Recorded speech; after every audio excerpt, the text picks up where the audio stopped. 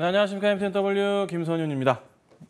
시장이 또 굉장히 좋았다가 굉장히 또 많이 또 상승폭을 반납을 하고 있습니다.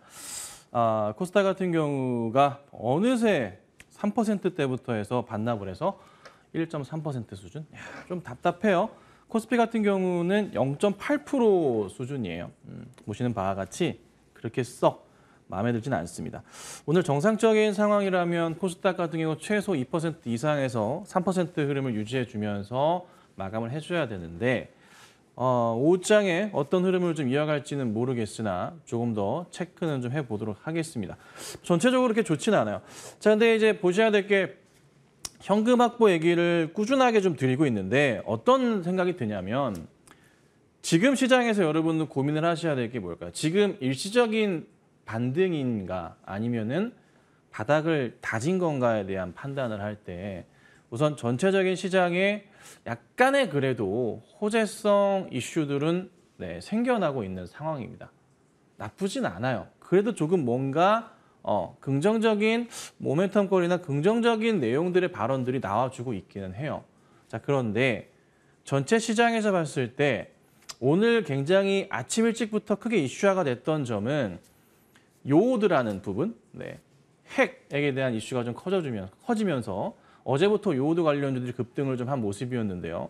이 요오드 관련 얘기가 또 시장을 좀 장악하고 있습니다. 러시아에서 요오드를 좀 매입을 하고 있다라는 또 얘기가 나와주면서 문제가 또 커지고 있는 것 같아요. 그러니까 큰 문제만 아니라면 사실 지금 어느 정도 바닥을 확인하고서 반등을 주는 포인트가 좀 나와줘야 되는데 이게 사실 러시아의 푸틴의 행동을 예측하기가 너무 어렵습니다. 이게 참 머리가 아픈 것 같아요. 그래서 우선은 이래저래 골치 아픈 시장이라 내일까지의 상승 흐름은 저는 개인적으로 예측을 해봅니다. 하지만 주말에 또 어떤 소식이 들릴지 모르겠고 다음 주 시장을 예측하기에는 상당히 좀 어려운 것 같습니다. 그래서 우선 시장은 아직까지 하방은 좀 더 열려있는 상황이니 차분하게 대응하셔야 되고요. 이런저런 상황들을 다 조합해 보더라도 아직은 악재 상황이 또 많은 것 같아요. 그래서 우선은 현금 확보는 계속 유념하시고 대응을 하시면 좋을 것 같아요. 자, AS 좀 하고 넘어갈게요. 그린케미칼부터 좀 볼까요? 셀트리온 얘기도 쭉쭉 드릴게요.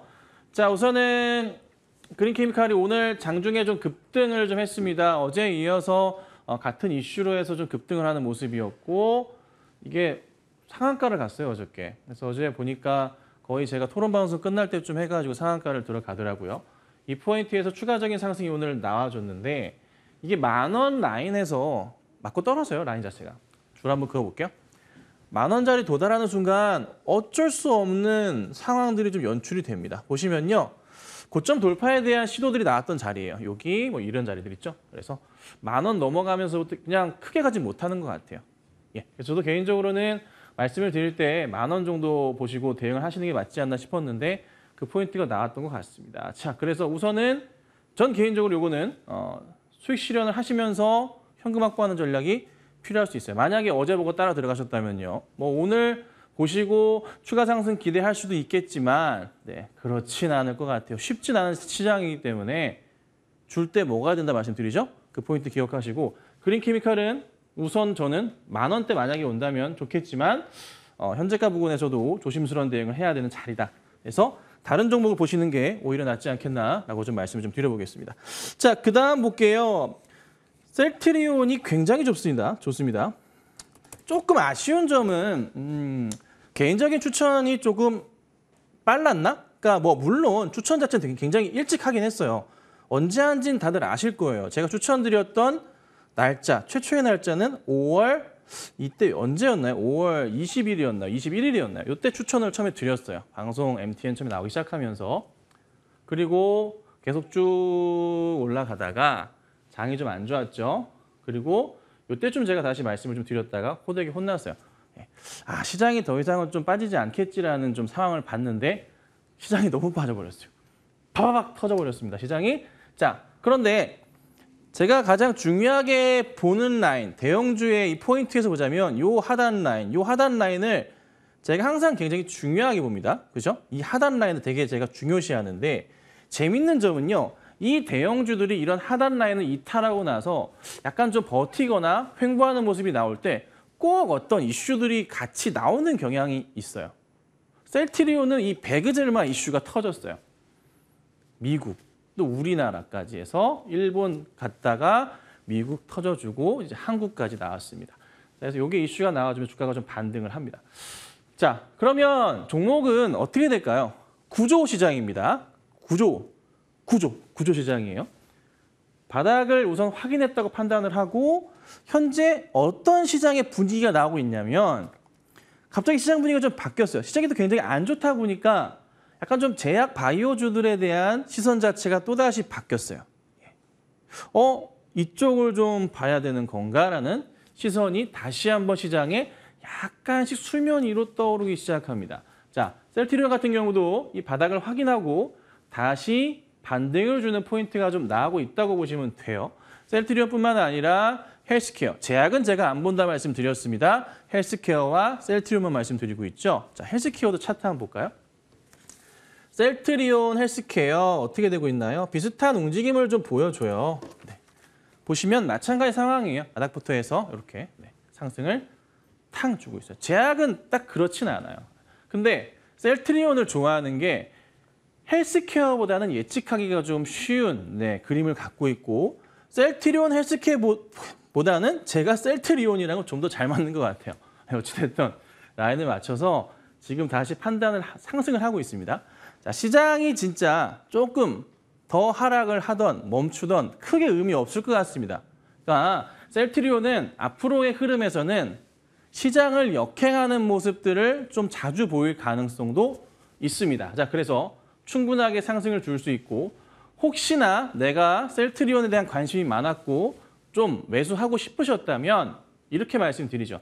그냥 앞으로는 조정 나올 때마다 셀트리온이라는 종목을 계속적으로 좀 매수 대응하시는 것도 괜찮을 거예요. 다만 제가 부탁드리는 건 시장이 전체적으로 이제 바닥을 확인하고 올라가는 시점을 봐야 되잖아요. 그 시점 자체를 언제로 보냐면 가장 중요한 건 미국에서의 금리 상승이 멈춰야 됩니다. 돌아서야 돼요. 그게 언제가 되냐면 내년 2분기 이후가 돼요. 제가 강조드리는 내년, 올해 실적 발표하는 내년 3월, 4월 시즌. 그때부터 해서 시장이 좀 움직임이 크게 나올 수 있기 때문에 최소 여름까지 보셔야 됩니다. 지금부터요. 한 10개월 정도? 그 정도 보시고 가져가시면 개인적인 판단은 저 고점은 넘어갈 겁니다. 근데 이것도 얼마 안 돼요. 퍼센테이지가 수익률 자체가 한참 더 갈 가능성이 있어요. 그래서 조정 시 매수 대응을 하시면 좋을 거고요. 나는 셀트리온보다 헬스케어 할래? 상관없습니다. 두 종목 하시면 돼요. 제약만 하지 마시고 셀트리온이랑 셀트리온 헬스케어를 조정 시 매수 대응하는 관점으로 차분하게 봐주시면 좋을 것 같아요. 아셨죠? 자, 그렇게 볼게요. 자, 그 다음에 또 보자면 삼성물산이에요. 자, 삼성물산 보면요. 제가 이거를 참 답답해가지고 AS를 그냥 꾸준하게 지금 해드리고 있어요. 요 며칠째 계속. 왜냐? 라인은 잡혀있었고 깨진 모습인데 이슈는 우리가 너무나 잘 알아요. 그리고 실적 너무나 좋은 상황. 오늘 반등은 나와요. 어제도 밑골이 많이 달리면서 올라왔어요. 괜찮은 모습이 좀 나왔는데 중동 시장도 그렇지만은 우리나라 이 건설업체 가운데 글로벌 수주 최고입니다. 최고 수주를 보여주고 있습니다. 그래서 중동발 이슈 같이 나올 수도 있고 그 다음에 패션부터 시작해가지고요. 또 뭐 있다고요? 삼성그룹주의 핵심 종목이잖아요. 또 말씀드려요. 이재용 부회장, 물산, 생명, 전자, SDS, 삼바 이렇게 라인 탄다고요. 그거 기억하셔야 돼요. 그래서 반등은 저는 무조건 봐요. 한 11월 정도까지 좀 보셔도 괜찮지 않을까 싶고 이 라인 봐서 참고 하다 추천드렸는데 지금 마이너스 한 7, 8% 정도 되는 것 같긴 해요. 좀 높게 사셨다면 10% 안쪽일 거예요. 근데 충분하게 더 매수를 하셔도 저는 된다고 봐요. 주가가 워낙에 지금 실적 대비에 저평가 있는 것도 맞고요. 그다음 이슈거리가 뒤에 너무나 많아요. 하반기에 좋은 소식이 굉장히 많아요. 시장이 조금 역행해서 안 좋은 모습이지만 시장 흐름만 조금만 안정되면 얘는 바로 급등이 나올 수가 있어요. 팡팡팡팡. 언제처럼 막 이런 자리처럼 급등 나올 수도 있거든요. 그래서 저는 계속적으로 조정 시 매수 대응을 하시는 것을 추천드리는 종목이니까 만약에 좀 마이너스 좀 나오고 계시더라도 너무 스트레스 받지 마시고 가져가 주시면 좋을 것 같습니다.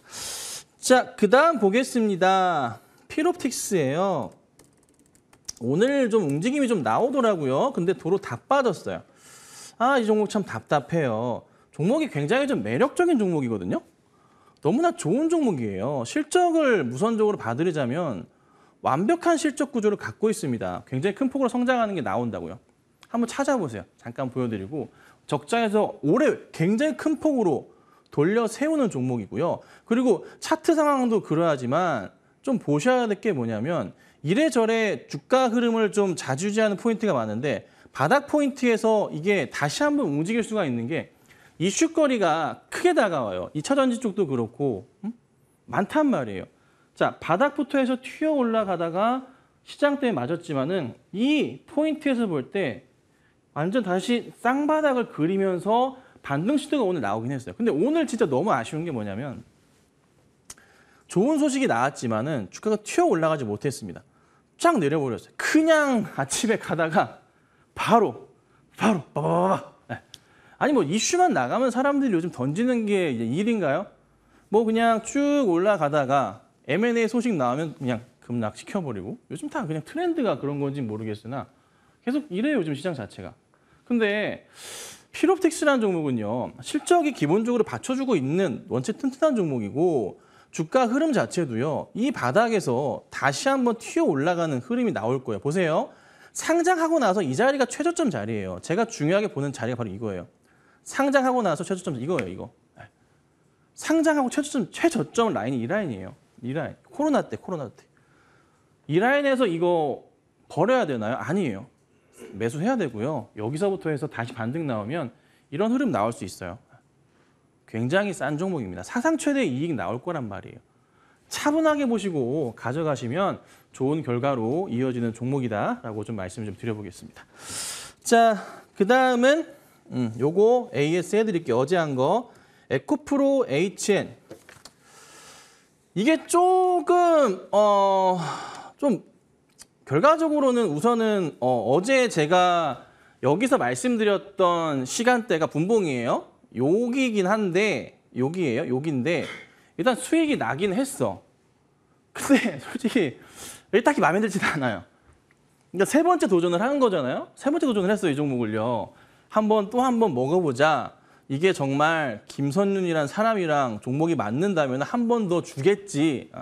종목도 언제 괜찮았고 여기서 한 번 먹고 여기서 한 번 먹고 두 번째 먹고 여기서 한 번 어제 했죠. 그래서 수익이 조금 나고 있긴 해요. 수익이 한 3% 정도 나고 있어요. 3% 정도. 근데 이제 고민스러운 게 뭐냐면 추가 흐름이 더 얼마나 갈지 여부. 현재가 기준으로 3% 나고 있고요. 오늘 고가 기준으로 5% 나고 있어요. 시장만 조금만 안정되면은. 근데 내일도 시장이 저는 그래도 나쁘진 않다고 보거든요. 내일 큰 하락은 없을 거예요. 그냥 보합권이거나 상승일 거예요. 둘 중에 하나입니다. 그래서 상승 쪽에 저는 베팅을 하는데 오늘도 그랬고요. 거기 맞춰 본다면은 일시적인 반등 포인트를 생각해 볼 수 있어요. 그러니까 정말 극보수적으로 주가의 상승 패턴을 보자면 요 고점, 요 바닥 포인트 라인에서 절반 정도 회귀하는 라인으로 본다면 얼마인가요? 한 55,000원에서 57,000원 사이 정도 흐름을 볼 수가 있어요. 단기적으로. 물론 내일 나올 수도 있고 뭐 오늘 오후에 나올 수도 있고 그거는 저도 판단하기는 어렵지만 이 바닥에서 고가 포인트 여기 정도까지는 1차적으로 노려볼 수 있어요.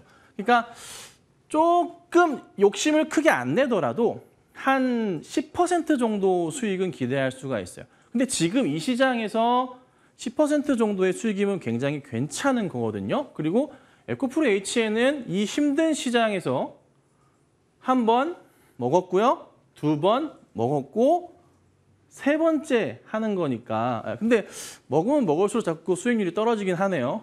이 부분은 참 죄송합니다. 하지만 그래도 저랑 확실히 맞는 머니차트와 맞는 종목인지 바닥에서의 이 상승 그림이 잘 나와주고 있어서 긍정적인 것 같아요. 내일도 한번 기대를 해보도록 하겠습니다.